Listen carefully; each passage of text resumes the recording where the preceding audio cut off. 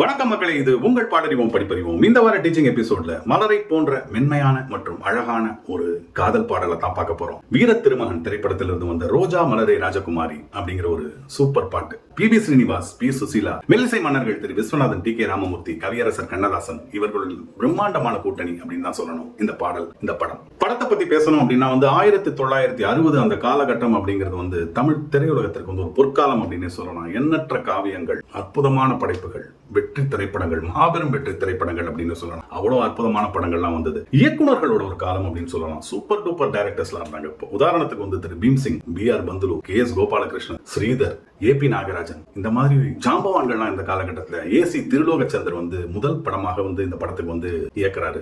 AC Tirulokchandar அவர் ஒரு மிகப்பெரிய ஜாம்பவான் தான். எத்தனையோ வெற்றி திரைப்படங்கள் கொடுத்திருக்காரு. ஏவிஎம் நிறுவனம் இந்த படத்தை தயாரிச்சாங்க அப்படின்னு சொல்லுவாங்க. கிட்டத்தட்ட சிஸ்டர் கன்சர்ன் மாதிரி தான். அதாவது இந்த படம் ஒரு சரித்திர கால படம் அப்படிங்கிறது, அந்த ராஜாராணி அப்படிங்கிறதுனால ஏவிஎம் அந்த மாதிரி ஒரு படம் தயாரிச்சது கிடையாது. கொஞ்சம் ஜனரஞ்சகமா தான் அவங்க எடுப்பாங்க. அதனால ஏபி செட்டியார் என்ன பண்ணாருன்னா, முருகன் பிரதர்ஸ் அப்படிங்கிற ஒரு பேர்ல அவருடைய புதல்வர்கள் முருகன் மற்றும் எம் சரவணன் அவங்களை வச்சே தயாரிப்பாளர்களா இருந்து இந்த படத்தை தயாரிக்க சொன்னார். கிட்டத்தட்ட பார்த்தா ஏவிஎம்மோட ஒரு படம் அப்படின்னு சொல்லலாம். 100 நாட்கள் 150 நாட்கள்லாம் கடந்து ஓடிய ஒரு மிகப்பெரிய வெற்றி திரைப்படம். அந்த காலத்தையே 13 லட்சம் ரூபாய் பட்ஜெட் இந்த படத்துக்கு நான் கேள்விப்பட்டேன். நான் அந்த சரித்திர காலம் அப்படின்னா அந்த மாதிரி அந்த என்ன சொல்றது, அந்த ட்ரெஸ்ஸா இருக்கட்டும், வெளிப்புற படப்பிடிப்புலாம் நிறைய இருக்கும். அதுக்கெல்லாம் செலவு ஜாஸ்தி ஆகும் அப்படின்னா நிச்சயமா ஆயிருக்கலாம் 13 லட்சம் ரூபாய். ஏவிஎம் என்னைக்குமே விளம்பரத்துல அவங்க கொஞ்சம் குறைவிக்கவே மாட்டாங்க. அது அவங்களுடைய யூஎஸ்பி அப்படின்னே சொல்லலாம். அட்வர்டைசிங் அந்த பிராண்டிங் அண்ட் ப்ரமோஷன் ஏவிஎம் அடிச்சுக்க முடியாது. அந்த படத்தோட வெற்றிக்கு மிகப்பெரிய உறுதுணையாக இருக்கும். படத்தோட ஹீரோயினை பத்தி பேசணும்னா சிஎல் ஆனந்தன், சச்சு, இந்த ரெண்டு பேருக்கு இந்த படம் மிகப்பெரிய பிரேக் அப்படின்னே சொல்லலாம். அது இந்த பாடலை பொறுத்த வரைக்கும் என்னைக்குமே மறக்க முடியாது. வேற யாரும் பெரிய பெரிய நடிகர்கள் எல்லாம் கூட இந்த மாதிரி பாட்டு கிடைக்காது.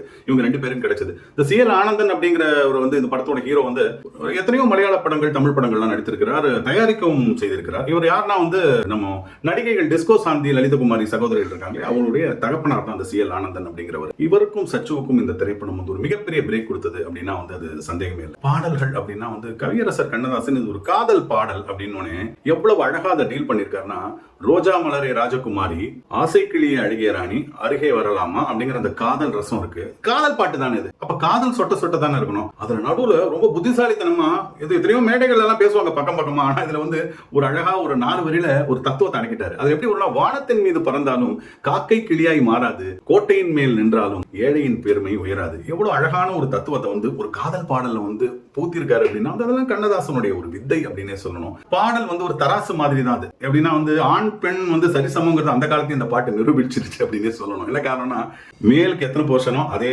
ஈக்குவலன்ட் போர்ஷன் தான் ஃபீமேல் சிங்கருக்கும் இருக்கும். அவருக்கு ஹை பிச்சு, இவங்களுக்கு லோ பிச்சு, அவங்களுக்கு சமமானது அதெல்லாம் கிடையாது. இவங்களுக்கு எந்த டியூனோ அதே மாதிரி தான் இருக்கும். ஸோ பாடல் ரொம்ப ரொம்ப ஈஸி தான். இது ஒன்னும் சொல்ல போனா நம்ம இதெல்லாம் ஸ்கூல்ல எல்லாம் ரைம்ஸ் படிப்போம். Baa black sheep have you any wool, yes sir 3 bags full. அதே மாதிரி தான் அது. ரோஜா மலரே ராஜகுமாரி, ஆசை கிளியே அழகிய ராணி, ஒரு ரைம்ஸ் படிக்கிற மாதிரி தான். ரொம்ப கஷ்டமான பாடலே கிடையாது. ஆனால் இந்த அருகே வரலாமா, பி ஸ்ரீனிவாஸ் அந்த டியூனை விட்டுருவோம், லைன்ஸை விட்டுருவோம்.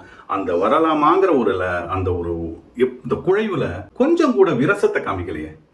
எவ்வளவு கண்ணியமா இருக்கு பாருங்க. அந்த அருகே வரலாமாங்கிற அந்த காதலை இந்த சொல்ற இடத்துல அதெல்லாம் தான் இந்த பாடலோட ஒரு பெருமை அப்படின்னே சொல்லலாம். கவியரசர் கண்ணதாசன் 1960கள், விஸ்வநாதன் ராமமூர்த்தி, மெல்லிசை மன்னர்கள், ஏசி திருலோகச்சந்தரோட டெபியூ மூவி, இதெல்லாம் இந்த படத்தோட மிகப்பெரிய ஹைலைட்ஸ் அப்படின்னே சொல்லலாம். இது பழைய பாடல் அப்படின்னு நிச்சயமா சொல்ல முடியாது. பழைய பாடல் இன்றைக்கும் கேட்கக்கூடிய ஒரு பொலிவான பாடல் அப்படின்னு தான் சொல்லணும். பொலிவோடு இருக்கிறது அப்படிங்கிறனால அந்த பொலிவை கொஞ்சம் கூட மாற்றாமல் இன்னும் அழகாக மெருகேற்றக்கூடியது. பாடறிவோம் படிப்பறிவோம். இது கடவுள் அமைத்த மேடை. நன்றி மக்களே.